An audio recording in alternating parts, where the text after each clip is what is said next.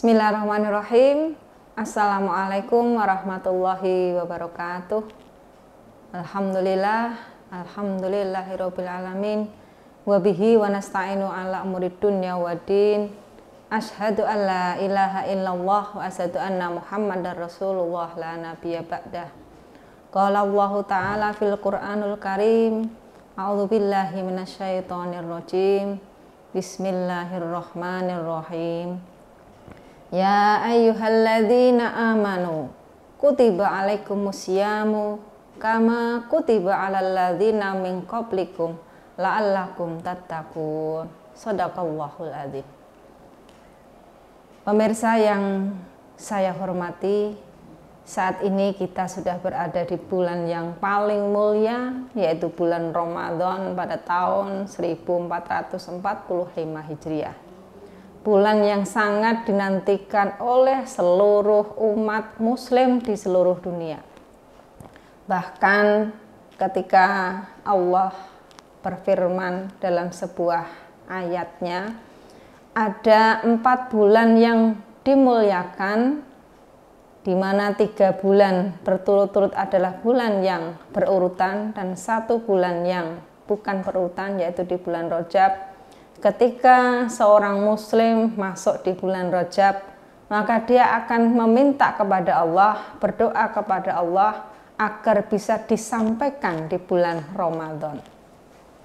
Pada saat kita bertemu dengan bulan Ramadan, yang mungkin saat ini pemirsa bisa kita rasakan banyak perubahan cuaca. Salah satunya adalah perubahan iklim yang tidak menentu, yang mestinya di bulan Maret itu di Indonesia sudah masuk di bulan musim kemarau, ya, bulan yang masuk di musim kemarau, tetapi kita masih bisa merasakan guyuran hujan yang luar biasa turun di bumi ini, sehingga memberikan kesejukan tersendiri kepada kita.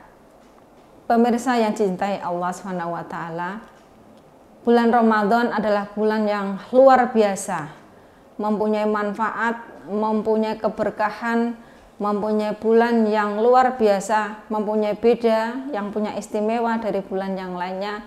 Salah satunya diyakini bulan puasa ini merupakan bulan penggemblengan, bukan hanya secara fisik namun juga secara mental.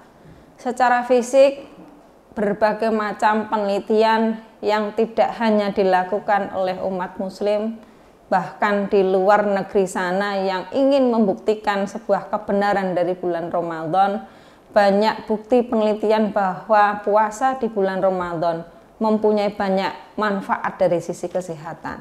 Salah satunya yang pertama, riset yang menunjukkan adalah puasa itu mampu menurunkan bagi mereka yang punya penyakit, salah satunya tekanan darah atau hipertensi.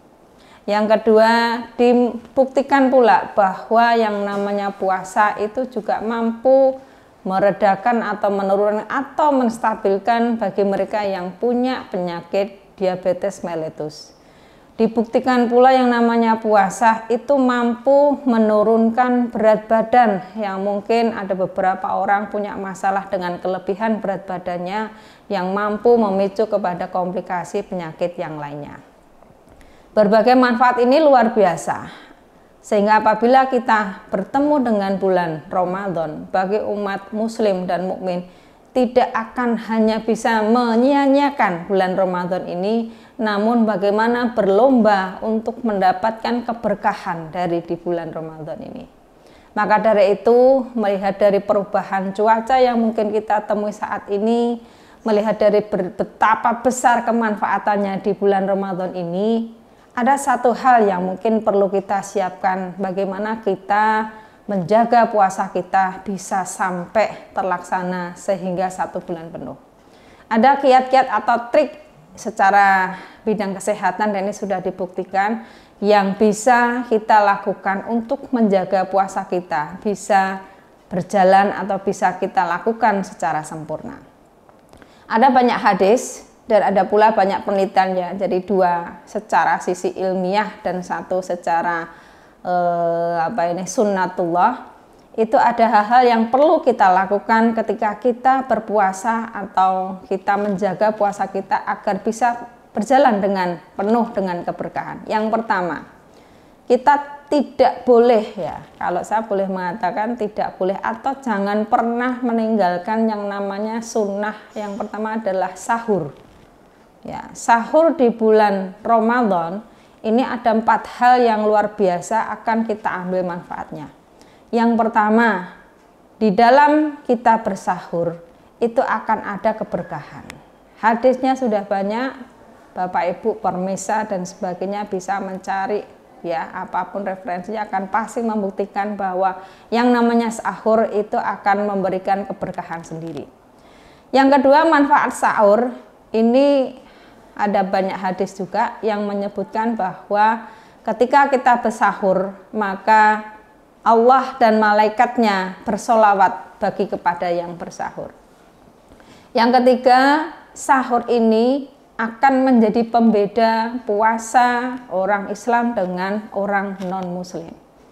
Karena sahur inilah salah satunya kalau orang Yahudi pada saat zaman dahulu ketika berpuasa tidak atau bahkan tidak pernah melakukan yang namanya sahur. Sehingga salah satu sunnah Rasulullah untuk membedakan puasa umat Islam dengan yang lainnya adalah bersahur.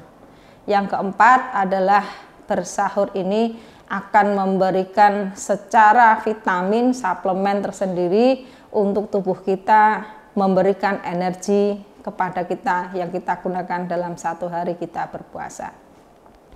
Kiat yang kedua yaitu ketika kita menemui pada saat berbuka puasa, kita harus bisa memilih bagaimana makanan yang sehat, makanan yang bergizi yang kita butuhkan untuk diri kita. Ada berbagai jenjang kalau kita melihat ada kebutuhan gizi untuk balita, kebutuhan gizi untuk orang dewasa, remaja, kemudian lansia. Ini punya kekhususan kalau kita belajar dari ilmu gizi, punya kekhususan mana yang sebaiknya dikonsumsi oleh lansia, dewasa, remaja maupun anak.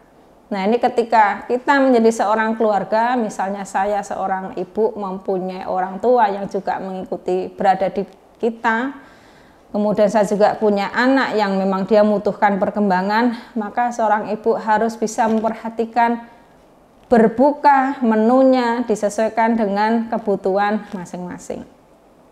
Kemudian yang ketiga, kita juga tidak boleh karena kita berpuasa menahan diri dari rasa haus dan lapar dalam satu hari. Kebutuhan cairan kita itu bisa kita ganti ketika kita boleh lagi sudah berbuka puasa. Kalau boleh kita atau saya mengadopsi rumus adalah mengkonsumsi air putih dengan rumus 2-4-2. 2 ketika kita berbuka puasa, 4 gelas ketika kita pada malam hari, yang kedua gelas lagi ketika kita bersahur. Kemudian pada saat kita berbuka puasa, janganlah kita juga berlebih-lebihan. Ini mungkin yang sering terjadi kepada siapapun ketika merasa lapar itu melihat makanan pada siang hari. Orang menginginkan makan ini, makan itu semua sehingga disiapkan, tapi ketika kita berbuka puasa, ya kita hanya cukup minum 1 gelas teh manis mungkin misalnya, itu rasanya sudah mengenyangkan. Tetapi ketika kita setelah merasa lapar yang seharian tertunda ini, dan akhirnya kita ketika berbuka puasa makan yang sebanyak-banyak dengan rasa balas dendam, inilah yang akan menyebabkan perut kita yang semestinya bisa beradaptasi, ini akan dia merasa berontak untuk terkena penyakit yang lainnya.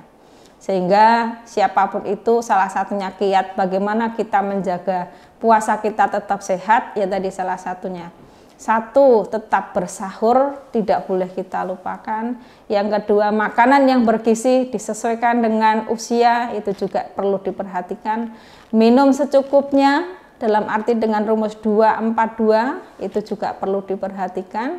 Kemudian makan tidak terlalu banyak, itu akan menyebabkan hal-hal yang menyebabkan perut yang tidak nyaman akibat kekenyangan, itu juga perlu dihindari. Berikutnya pemirsa, ada satu hal lagi yang mungkin diperlukan, bahwa yang namanya puasa bukan berarti tidak melakukan aktivitas. Ketika kita puasa, tidak ada larangan ketika kita beraktivitas di siang hari apapun itu.